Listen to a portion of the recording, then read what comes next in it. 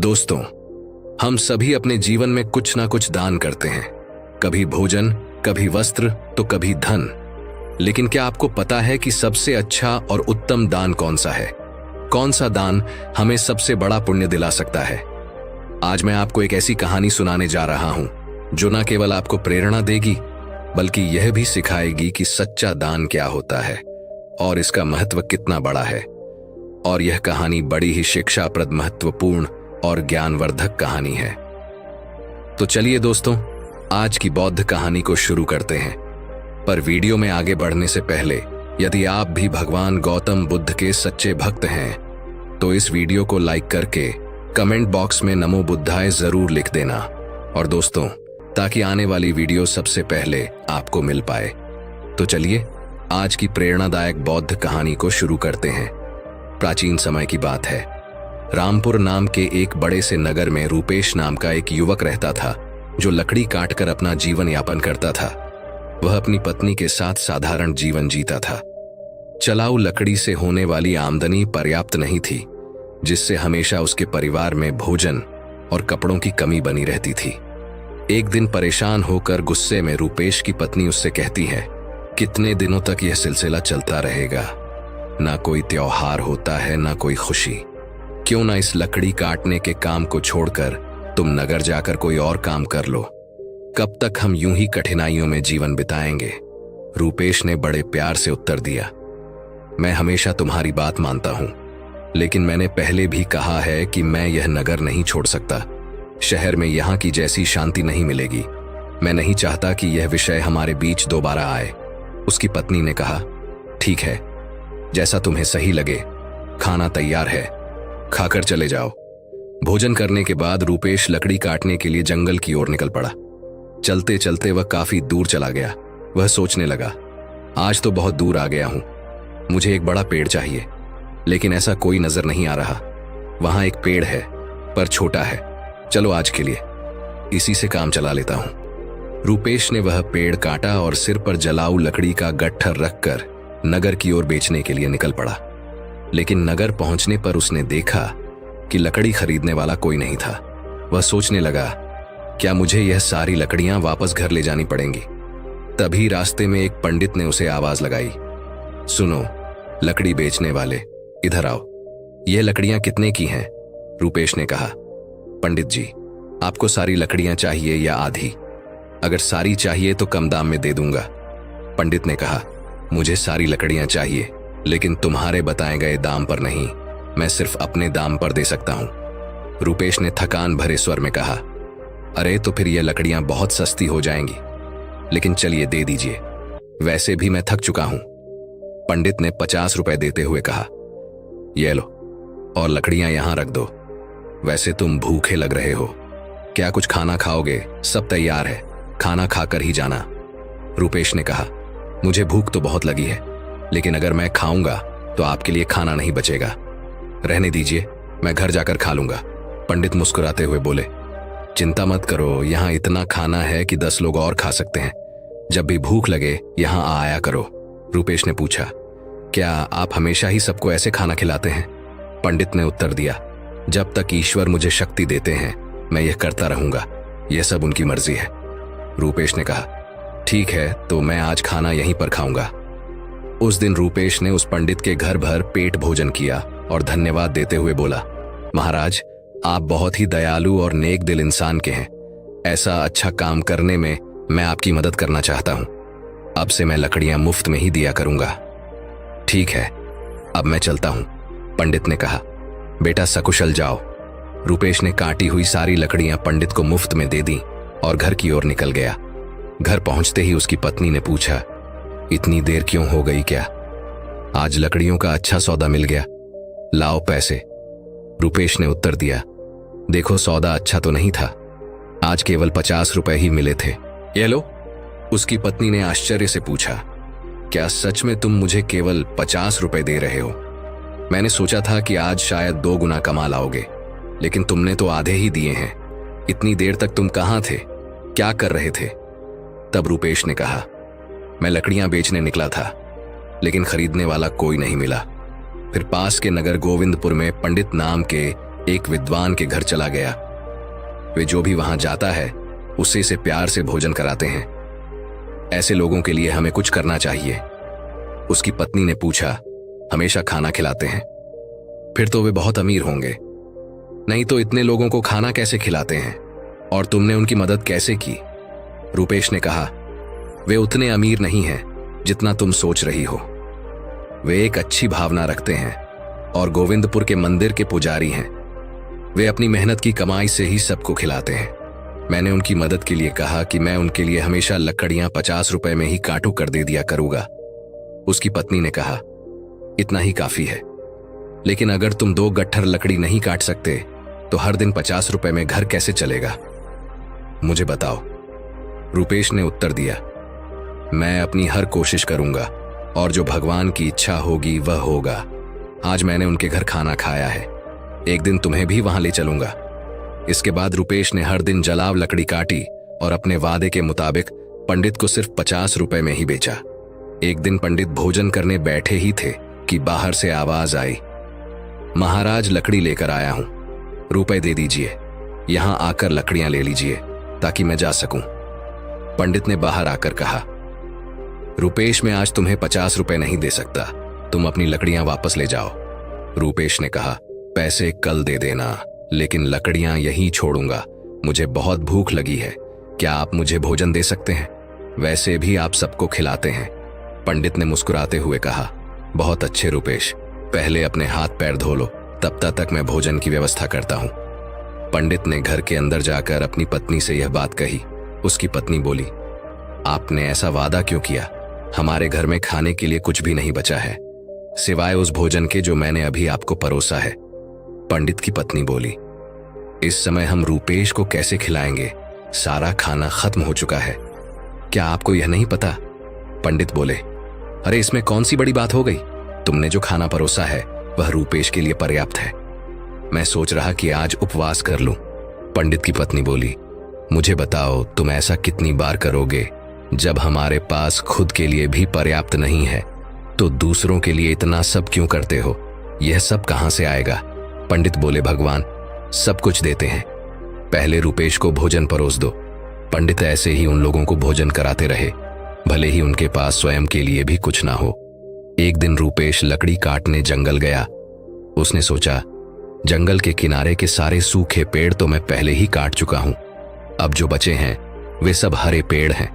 जंगल के अंदर जाना थोड़ा मुश्किल लग रहा है, मैं इससे पहले कभी इतना अंदर नहीं गया, यहाँ जंगली जानवर भी हो सकते हैं, अगर मुझे कुछ हो गया तो क्या होगा? यह सोचकर वह जंगल के भीतर डरते डरते चला गया। वह काफी दूर निकल गया, लेकिन कोई उपयुक्त पेड़ नहीं मिला। अचानक उसे एक बड़ा पेड़ दिखा। उसने सोचा, यह शाखा तो काफी मजबूत है, इसे काटूं तो 3 गट्ठर लकड़ी बन जाएंगे, पहले ही बहुत देर हो चुकी है। यह सोचकर रूपेश उस पेड़ पर चढ़ गया। वह उसी शाखा पर बैठ गया और उसी को काटने लगा।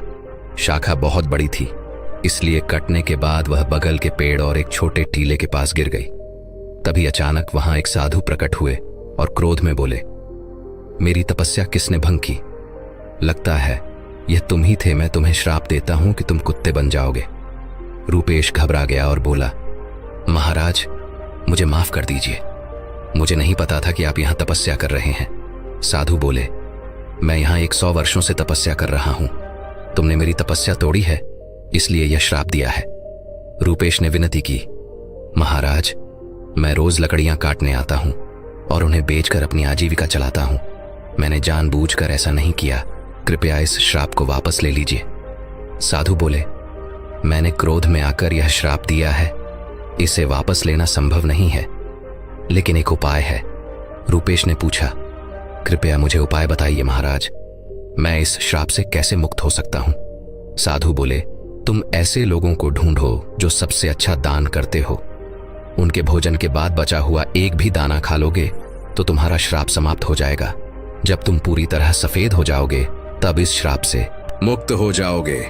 रूपेश ने रोते हुए कहा, महाराज मैं अपनी पत्नी का सहारा हूं, लकड़ियां बेचकर जो पैसे लाता हूं उससे हमारा गुजारा होता है, अब मैं कुत्ता बन गया हूं तो मेरी अब का क्या होगा? साधु बोले, चिंता मत करो, भगवान उसकी मदद करेंगे, जब तुम्हारा श्राप टूटेगा तब तुम्हारा जीवन सुखी हो जाएगा, धन धान्य से भरा होगा और तुम्हें हर कष्ट से मुक्ति मिलेगी। यह कहते हुए साधु वहां से चले गए। रूपेश साधु के श्राप के कारण कुत्ते में बदल जाता है। रूपेश साधु से कहता है, मुझे अब इजाजत दीजिए महाराज। इतना कहकर वह श्राप से छुटकारा पाने के लिए यात्रा पर निकल पड़ता है। वह सोचने लगता है, जैसा साधु ने कहा था, मुझे सबसे अच्छा दान देने वाले कहाँ मिलेंगे, मेरी समझ में कुछ नहीं आ रहा। हाँ पंडित जी, वो बड़े ही उदार और नेक दिल व्यक्ति हैं। अब मैं सबसे पहले उन्हीं के पास जाता हूँ। रूपेश कुत्ते के रूप में पंडित के घर पहुंचता है। पंडित अपनी पत्नी से कहते हैं, चलो अच्छा हुआ, आज मैं बिना किसी बाधा के सभी मेहमानों को भोजन खिला पाया। सच में भगवान की कृपा है। पंडित के भोजन कर लेने के बाद उनकी पत्नी ने बचे हुए भोजन को बाहर फेंक दिया। रूपेश कुत्ते के रूप में वहां पहुंचा और पंडित के बचाए हुए भोजन को खा लिया। खाना खाते ही उसका आधा शरीर सफेद हो गया। रूपेश खुशी से कहता है, मुझे पता था कि पंडित जी बहुत ही दयालु व्यक्ति हैं। मुझे आधे श्राप से मुक्ति मिल गई, लेकिन पूरी तरह मुक्त होने के लिए मुझे किसी और को ढूंढना होगा। यह सोचते हुए रूपेश आगे बढ़ता है। वह कहता है, अगर मैं इस श्राप से मुक्त हो गया तो मैं सुख समृद्धि और शांति के साथ जीवन जीऊंगा। भले ही मैं कितने भी साल लकड़ियां काटूं, इतना बड़ा कभी नहीं बन सकता। मुझे साधु महाराज को धन्यवाद देना चाहिए। इतना कहकर रूपेश दूसरे व्यक्ति की तलाश में निकल पड़ता है। एक दिन वह मदन नाम के एक युवक को हल जोतते हुए देखता है। रूपेश कुत्ते के रूप में उसके घर के सामने बैठ जाता है। तभी राजू नाम का एक व्यक्ति वहां से गाय लेकर जाता है। वह कहता है, मदन बहुत ही नेक इंसान है। वह सिर्फ मुझे ही नहीं, कई और लोगों को भी गाय दान कर रहा है। ऐसे व्यक्ति को आशीर्वाद मिलना चाहिए। रूपेश यह सुनकर सोचता है, वाह, आज मुझे श्राप से मुक्ति मिल जाएगी। मदन भी पंडित जी के जैसे ही दयालु होंगे। अब देखता हूं वह कब भोजन करते हैं। रूपेश वहां बहुत देर तक इंतजार करता है। मदन ने जब भोजन किया और पत्तल को बाहर फेंक दिया तो रूपेश तुरंत उस पत्तल पर बचा हुआ खाना खा लेता है। लेकिन यह देखकर वह हैरान रह जाता है। वह कहता है, अरे मेरे शरीर का रंग नहीं बदला। मदन ने तो गाय का दान भी किया था, फिर भी यह क्यों नहीं हुआ? मुझे कुछ समझ नहीं आ रहा। थोड़ी देर बाद रूपेश वापस पंडित जी के घर के बाहर आकर बैठ गया। वहां उसने दो युवकों को बातचीत करते हुए सुना।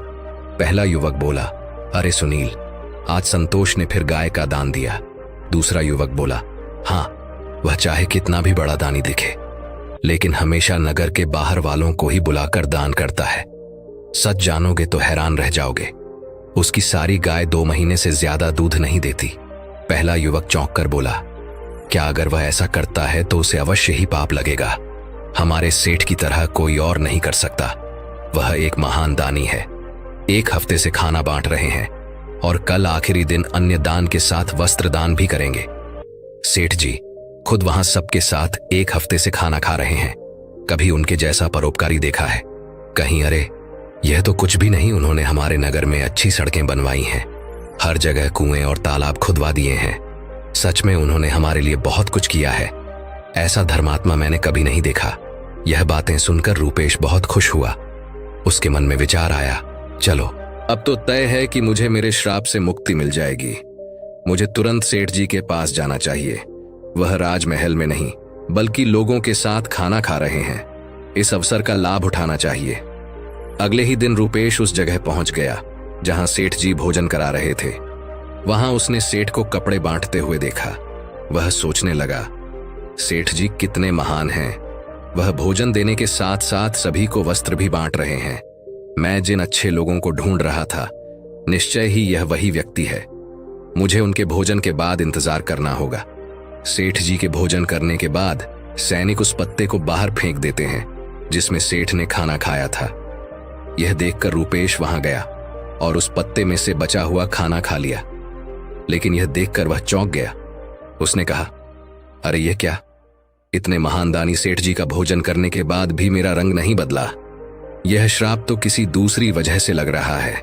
मुझे तुरंत उस साधु के पास जाना चाहिए जिन्होंने मुझे यह श्राप दिया। रूपेश उस स्थान पर पहुंचता है जहां साधु मौजूद थे। वह साधु को प्रणाम करता है। साधु उसे निराश देखकर पूछते हैं, क्या हुआ रूपेश? ऐसा लगता है कि तुम्हें अभी तक केवल एक ही सही व्यक्ति मिला है। तुम्हारा केवल आधा रंग ही बदला है। क्या तुम्हें और कोई नहीं मिला? श्राप मिले हुए भी काफी समय हो गया। रूपेश कहता है, मुझे तो शक है। पंडित जी का खाना खाकर मैं आधा फे हो गया। इसके बाद मैंने उनसे भी बड़े दानी लोगों को देखा, लेकिन उनके खाने का कोई असर नहीं हुआ। साधु थोड़ी देर रुककर बोलते हैं, इसमें आश्चर्य की बात नहीं है। उनके कर्मों का वास्तविक स्वरूप जानना जरूरी है। रूपेश जवाब देता है, इसके अलावा हमारे नगर के सेठ बहुत धर्मी हैं। एक हफ्ते तक सेठ ने सभी को भोजन कराया और वस्त्र भी बांटे। इतने धर्मपरायण व्यक्ति द्वारा खाया हुआ भोजन खाने के बाद भी मैं श्राप से मुक्त नहीं हो पाया। इसमें कुछ रहस्य जरूर है।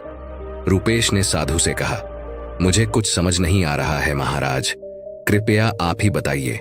साधु ने कहा, रूपेश, जिन जिन लोगों को तुमने देखा उनमें से किसी का दान सच्चा दान नहीं था। मदन ऐसी चीजें दान कर रहा था जिनकी उसे कोई जरूरत नहीं थी। अगर उसे उनकी जरूरत होती तो वह उन्हें कभी दान नहीं करता। और सेठ जो कुछ भी देता है उसे दान नहीं माना जा सकता, क्योंकि वह खुद नहीं कमाता। वह तुम्हारे जैसे लोगों द्वारा दिए गए कर्ज के मुनाफे का उपयोग राज्य के लोगों पर करता है। साधु ने आगे कहा, कल के दान में जो भोजन और वस्त्र बांटे गए वे भी कर्ज के मुनाफे से ही आए थे। इसीलिए सेठ द्वारा किया गया दान नहीं माना जाएगा। वह सिर्फ लोगों का पैसा लोगों पर खर्च कर रहा है। ऐसे में राजा के भोजन का तुम्हारे श्राप पर कोई असर नहीं हो सकता। समझ लो, सही दान वही था जो पंडित ने भूखे को भोजन देकर किया। भले ही उन्होंने खुद नहीं खाया, लेकिन उनका दान से श्रेष्ठ था। इसीलिए तुम्हें और प्रयास करना होगा। तुम श्राप से मुक्ति के करीब हो। रूपेश ने कहा, समझ गया महाराज, धन्यवाद। उदास मन से रूपेश वहां से चल पड़ा। उसने सोचा, बाप रे, कितनी दूर आ गया हूं, बहुत भूख लगी है। अच्छा होगा कि पास में कुछ खाने को मिल जाए। तभी उसने देखा एक किसान घड़े में पानी लेकर जा रहा था। पास में खड़े दो युवक आपस में बातें कर रहे थे। उस किसान को देख रहे हो, वह रोज इस धूप में इस पानी से भरे मटके से यह से गुजरने वालों को घड़े में से पानी पिलाता है। वह बूढ़ा आदमी 90 साल से अधिक का लगता है, पर फिर भी उसका काम काबिले तारीफ है। थोड़ी देर में किसान ने खाना निकाला और खाने लगा। भूखे रूपेश को देखकर किसान ने अपने भोजन में से कुछ लिया और उसे दे दिया। जैसे ही रूपेश ने वह भोजन खाया, उसका श्राप समाप्त हो गया और वह वापस इंसान बन गया। उसने किसान को धन्यवाद दिया और खुशी खुशी वापस लौट आया। उसने सोचा, सचमुच दान कभी छोटा या बड़ा नहीं होता। भूख मिटाने वाले पंडित और प्यास बुझाने वाले इस किसान जैसा होना ही सच्चा दान है। सबसे अच्छा दान वही है जो अपने स्वार्थ के बजाय दूसरों की मदद के लिए किया जाए। चलते चलते रूपेश अपनी पत्नी के पास नगर पहुंच गया और खुशी से रहने लगा। उधर पंडित ने इतना दान कर दिया था कि उनके पास खाने को भी कुछ नहीं रह गया था। जब उसकी पत्नी ने उससे कहा, पास के नगर में एक राजा रहते हैं जो पुण्य को खरीद लेते हैं। आप उनके पास जाकर अपना कुछ पुण्य बेचकर पैसे ले आइए ताकि हमारा काम चल सके। पंडित ने पहले तो मना कर दिया, लेकिन पत्नी के बार बार कहने पर वह जाने को तैयार हो गया। उसकी पत्नी ने उसके खाने के लिए 4 रोटियां बना दी। पंडित अपने घर से चल दिया। जब वह नगर के समीप पहुंचा तो उसने एक तालाब देखा। वहां स्नान आदि कर्मों से निवृत्त होकर वह रोटियां खाने के लिए बैठा ही था कि एक कुतिया उसके सामने आ गई। कुतिया ने जंगल में बच्चों को जन्म दिया था। 3 दिन से कुतिया और उसके बच्चे भूखे थे। भारी बारिश के कारण वह बच्चों को छोड़कर कहीं जा भी नहीं सकती थी। पंडित ने कुतिया को भूखा देखा तो अपने भोजन में से एक रोटी उसे दे दी। कुतिया ने रोटी खा ली। फिर उसने दूसरी रोटी दी जिसे कुतिया ने खा लिया। इस तरह पंडित ने एक एक करके अपनी 4 रोटियां कुतिया को खिला दी। कुतिया तृप्त हो गई, लेकिन पंडित खुद भूखा रह गया और वहां से चल पड़ा। पंडित राजा के पास पहुंचा और कहा, मैं अपना पुण्य बेचना चाहता हूं। राजा ने कहा, आप दोपहर के बाद आइए। राजा ने अपनी पत्नी से पूछा, एक विद्वान यहां आया है जो अपना पुण्य बेचना चाहता है। तुम्हारे अनुसार उसके पुण्य में से कौन सा पुण्य सबसे बड़ा है जिसे मैं खरीदूं? यह सुनकर राजा की पत्नी बोली, आप उस पंडित से वह पुण्य खरीद लीजिए जो आज उसने जंगल में एक बच्चों वाली कुतिया को रोटी खिलाकर कमाया है। वही पुण्यम अच्छा है। पत्नी की यह बात सुनकर राज पंडित के पास गया और बोला, आप कौन सा पुण्य मुझे देंगे? पंडित बोला, आप कौन सा पुण्य लेना चाहते हैं? राजा ने कहा, आज आपने जो यज्ञ किया हम उसी का पुण्य लेना चाहेंगे। पंडित ने कहा, मैंने आज कोई यज्ञ नहीं किया, मेरे पास इतना धन ही नहीं है कि यज्ञ कर सकूं। राजा ने उत्तर दिया, आपने आज तालाब किनारे एक भूखी कुतिया को 4 रोटियां खिलाई हैं, हम वही पुण्य खरीदना चाहते हैं। पंडित ने पूछा, उस समय तो वहां कोई नहीं था, आपको कैसे पता चला? राजा ने कहा, री पत्नी पतिव्रता है, उसने यह सब देखा और मुझे बताया। पंडित ने कहा, अच्छा, लेकिन इसका मूल्य क्या देंगे? राजा ने कहा, आपकी रोटियों जितने वजन का जो कुछ भी था, मैं उतने ही वजन के हीरे मोती तौल कर दूंगा। पंडित ने सहमति दे दी। राजा ने रोटियों के वजन की बराबरी के लिए तराजू में हीरे और मोती रखवा दिए, लेकिन जितने भी रत्न रखे गए, रोटी वाला पलड़ा ऊपर नहीं उठा। राजा ने कहा, और रत्न लेकर आओ। जब पंडित ने अपने पुण्य का ऐसा प्रभाव देखा तो उसकी आंखें खुल गईं। उसने कहा, राजा जी, मैं अभी यह पुण्य नहीं बेचूंगा। राजा बोला, जैसी आपकी इच्छा। पंडित वहां से चला गया। वह उसी तालाब के पास पहुंचा जहां उसने कुतिया को रोटियां खिलाई थी। वहां से उसने कुछ चमकते हुए कंकड़ पत्थर और कांच के टुकड़े उठाए, उन्हें एक कपड़े में बांधा और अपने घर लौट आया। घर पहुंचकर उसने अपनी पत्नी से कहा, इस पोटली को भोजन करने के बाद खोलना। इतना कहकर वह बाहर चला गया। पत्नी के मन में पोटली खोलने की उत्सुकता हो रही थी। उसने पोटली खोली तो उसमें हीरे पन्ने और माणिक चमक रहे थे। वह बेहद प्रसन्न हुई। थोड़ी देर बाद जब पंडित वापस आया तो उसकी पत्नी ने पूछा, इतने सारे हीरे पन्ने कहां से ले आए? पंडित ने कहा, क्यों, मजाक कर रही हो? पत्नी बोली, मजाक नहीं कर रही, मैंने खुद पोटली खोलकर देखी है, उसमें तो ढेर के ढेर बेशकीमती हीरे पन्ने भरे पड़े हैं। पंडित बोला, मुझे लाकर दिखाओ। पत्नी ने पोटली को उसके सामने रख दी। वह उन्हें देखकर चकित रह गया। उसने समझा कि यह सब उसी पुण्य का प्रभाव है जो उसने कुतिया को रोटियां खिलाने से प्राप्त हुआ। फिर उसने अपनी यात्रा का सारा वृत्तांत अपनी पत्नी को सुनाया। उसने बताया कि किस प्रकार होता है राजसी और तामसी दान का फल सीमित। एक भूखी कुतिया और उसके बच्चों को रोटियां देने के कारण यह चमत्कार हुआ। उसने यह भी कहा कि यह सब भगवान की कृपा और दया का ही परिणाम है। पंडित ने अपनी पत्नी से कहा, यह भगवान का संदेश है कि जरूरतमंद की मदद करना सबसे बड़ा पुण्य है। जो व्यक्ति दुखियों और अभावग्रस्त लोगों की सहायता करता है, उसे ईश्वर अनंत गुणा फल प्रदान करते हैं। दोस्तों, आज के समय समाज में कई लोग दान सिर्फ अपने मान सम्मान और प्रतिष्ठा के लिए करते हैं। वे इसे एक सामाजिक दिखावे के रूप में अपनाते हैं। ऐसे दान से ना तो सच्चा पुण्य मिलता है और ना ही इसका समाज में कोई दीर्घकालिक प्रभाव होता है, और कभी कभी यह व्यक्ति को गर्व और अहंकार की ओर ले जाता है। जैसे इस कहानी में पंडित ने अपनी भूख की परवाह किए बिना कुतिया और उसके बच्चों को 4 रोटियां दी। उसने सोचा भी नहीं था कि उसका यह छोटा सा त्याग इतना बड़ा फल देगा। यह कथा यह भी बताती है कि जरूरतमंद की सहायता करने का असली अवसर वही होता है जब वह वास्तव में संकट में हो। आपदा के समय दिया गया थोड़ा सा सहयोग भी अनमोल हो सकता है। यह न केवल पीड़ित व्यक्ति के जीवन को बदलता है, बल्कि दाता के जीवन में भी सकारात्मक परिवर्तन लाता है। दान का उद्देश्य मानवता को प्रोत्साहित करना और समाज को जोड़ना है। जब कोई व्यक्ति त्याग की भावना से प्रेरित होकर दान करता है तो वह अपनी आत्मा को शुद्ध करता है। यह त्याग मनुष्य को अहंकार से मुक्त करता है और उसे ईश्वर के समीप ले जाता है। इस कहानी में पंडित का अनुभव यह सिखाता है कि भगवान की कृपा से छोटे छोटे कार्य भी महान फल दे सकते हैं। कंकड़ पत्थर भी भगवान की कृपा से हीरे और माणिक बन सकते हैं। यही संदेश है कि सच्चा पुण्य त्याग और निस्वार्थ सेवा में है। हर मनुष्य को यह प्रयास करना चाहिए कि वह अपनी क्षमता के अनुसार जरूरतमंदों की मदद करे। अनाथ, विकलांग, विधवा, भूखे और प्यासे लोगों की सेवा करना ही सच्चा धर्म है। इसी से समाज में शांति और समृद्धि आती है। दोस्तों, अपने इस कहानी से क्या सीखा, कमेंट करके अवश्य बताएं। अगर कहानी अच्छी लगी हो तो लाइक शेयर करके चैनल को सब्सक्राइब जरूर करें। मिलते हैं अगली वीडियो में एक और कहानी के साथ। धन्यवाद।